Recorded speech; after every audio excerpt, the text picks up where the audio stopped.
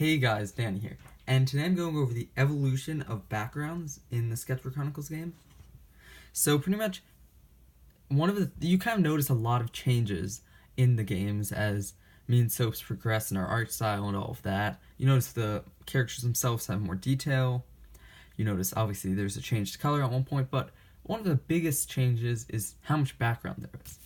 So I'm going to start off with Sketchbook Chronicles Beta, because that was the first game you kind of saw on this channel.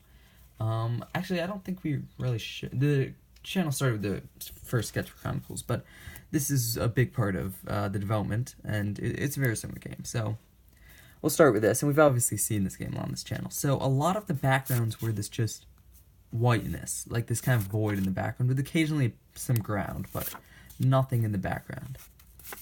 Then the next level, you had some things with some detail, but it's just like an item in the background, you know. You got a car there, you got a ghost, some stars and a moon. You got the puppet master, but he's part of the character. So you pretty much just have a random girl in the background. T-Pain Man, you got a wall thingy. And then some had a little bit more detail, like this is mountains, I guess. And then occasionally, very rarely, like one or two cards in the set are like Fire Baby, where you have actually a somewhat detailed background. But even then, it's not really detailed. You got scribbles for grass, and then the house is just like random fires everywhere. The walkway is very basic. Like, it's a step up from the others, but really it's not too much background. So moving on to Sketchbook Chronicles, the original, you see there's a couple of cards that still have that voidness, but very few, especially compared to Beta. Towards an example, one of them. But after that, you don't really see that. A lot have at least a little bit of background, which is definitely a step up from Beta. A lot have like one or two things, as you can see here. So that was definitely a step up, but they're still lacking. Some of them are decent like this. Volcano, but for the most part, there's not a whole bunch of stuff, but definitely a huge step up from Beta. And the more detailed ones, you see buildings in the background, drawers and stuff, a road, sign, mountains, a cave. So definitely a huge step up from Beta in terms of backgrounds, but not amazing by any means.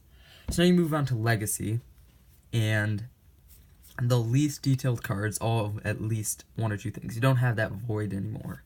I think a big part is switching to color. You can't really have just one colored background, so you always have at least something. So Derek's one of the least detailed cards. And you can also, there's less room for background in this game, because if you notice the card, the like room for the character, for the monster, is less than past games. But I still ended up being able to fit in these backgrounds. And then Winged Dino is another one without a lot, but it still has like shading, as you can kind of tell. It's kind of hard with the camera, but you can kind of tell it's shading throughout the cave. And then you got these crystals. And then a lot of the cards were like kind of like this, one or two things, and then like they're, you know, decent backgrounds. You got a rock, a building, some trees, mountains and clouds, and the stretch of land that goes down,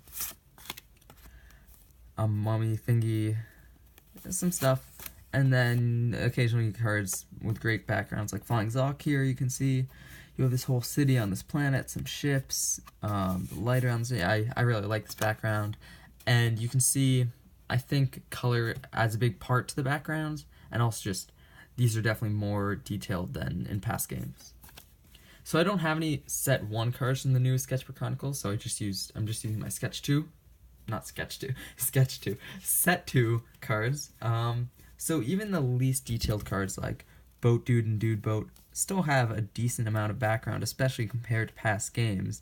You got a fish, you got the sun, you got some clouds, and then a few of them are like this Ninja Cam. We have the bank, the clouds, the streetlight, tree and a house.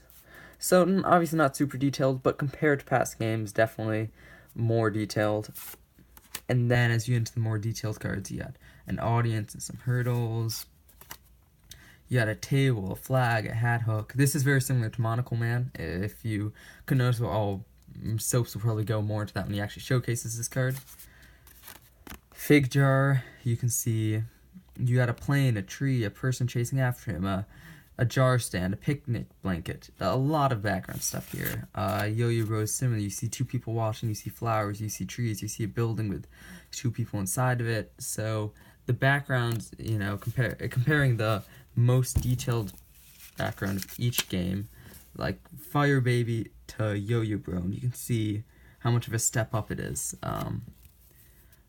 So yeah, definitely a huge improvement in backgrounds throughout the game, and that's probably one of the biggest changes and one of the biggest things making it look more professional as time goes on.